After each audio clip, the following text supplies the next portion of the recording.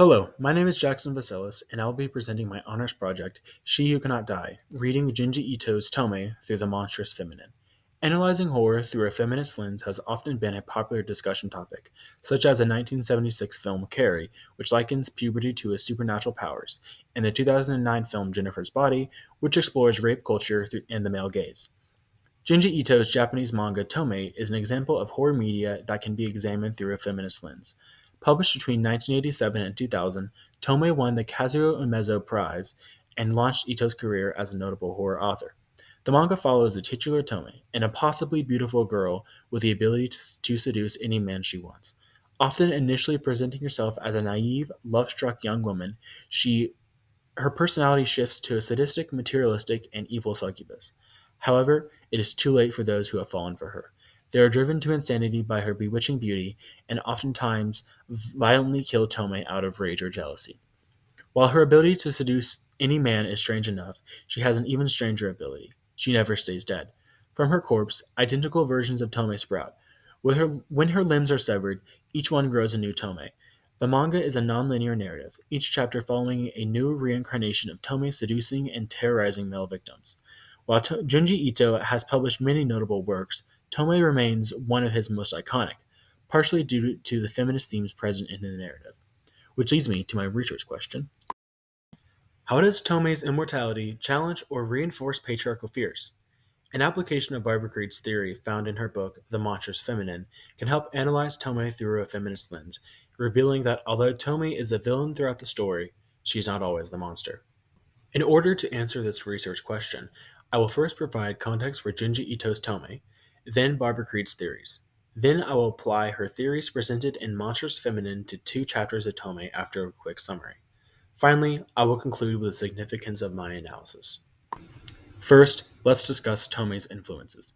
Published in the 1987 issue of Monthly Halloween, Junji Ito's manga was an immediate hit, launching his career. Widely considered to be his greatest work, Tomei explores themes of destructive beauty, the cycle of violence, vanity, and body horror.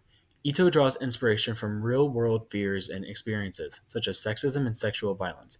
In fact, Renan Boutassier's article, Tomei, the Masterpiece, links the violent acts committed against Tomei specifically directed to women in society, such as rape. He points to the objectified and dehumanized Tomei, specifically to her dismembered body scattered across different locations. Tomei has influenced much Western media as well. For example, the film Jennifer's Body is often compared to Tomei due to their similar stories featuring an immortal femme fatale who tortures and manipulates men. Many readers have investigated its underlying themes and impact on the horror genre due to its popularity in Western media. Now that I've laid the foundation for the manga's influence, let's explore Barbara Creed's influential 1993 book, The Monstrous Feminine. Barbara Creed's theories are often used to analyze the female characters in horror media. She builds upon Julia Kristoffer's theories of objection, which discuss how the female body is constructed as something that is monstrous. Kristoffer's objection explores who fits in and who does not, while Creed focuses on how women specifically are othered in horror media. Creed identifies several archetypes of the monstrous feminine, for example, the archaic mother, whose reproductive ability threatens the power the patriarchy holds, and the vagina dentata, a term coined by Sigmund Freud and follows the myth that female genitalia are monster-like, having teeth. Creed argues that the vagina dentata reflects the patriarchy's fear that women are actively trying to castrate men. According to Creed, the female body is used to evoke fear and disgust in horror films. While she focuses her theories on film, they can be used to analyze other media as well. Now that we understand Creed's theory, let's apply it. While many of Tomei's chapters can be used to answer my research question, I'll focus on two. The first one being the chapter that started it all, the very first chapter of Tomei, aptly titled Tomei. My friend Tomei is dead. Pieces of her body were found scattered everywhere. The character Reiko thinks during the opening of the manga. However, Reiko is shocked when Tomei walks into school, interrupting a class taught by Mr. Takagi, the teacher who the reader soon finds out fell in love with Tomei and possibly got her pregnant.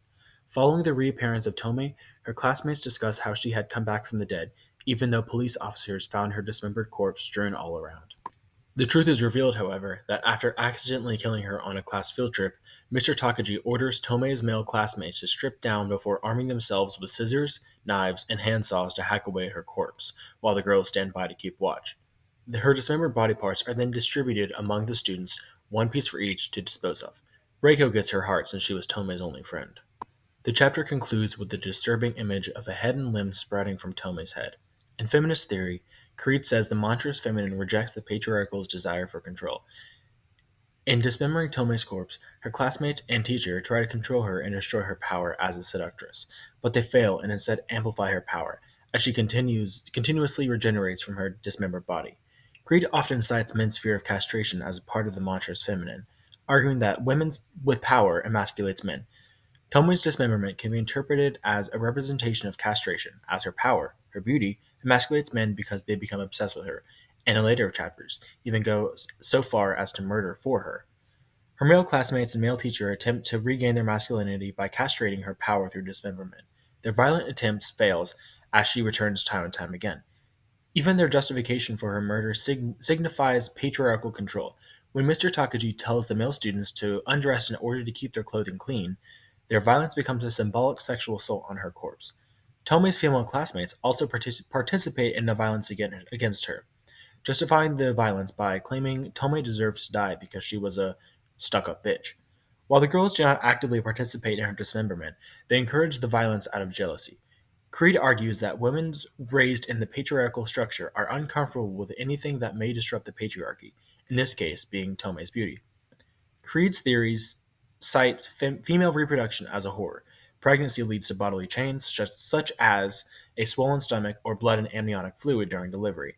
Tomei's pregnancy with Mr. Takaji's child is not only physical proof of his inappropriate relationship with his student, but also proof of his inability to resist her power. This pregnancy gives Tomei even more power over him, as it would ruin his life. Although it is unclear whether or not Tomei is actually pregnant, she has weaponized her ability to reproduce in order to control the man she claims she loves. Creed would call Tomei with her pregnancy the archaic mother, whose reproductive ability threatens the power the patriarchy holds. In murdering Tomei, Mr. Takagi attempts to prevent one birth, but ironically causes many more through her regeneration.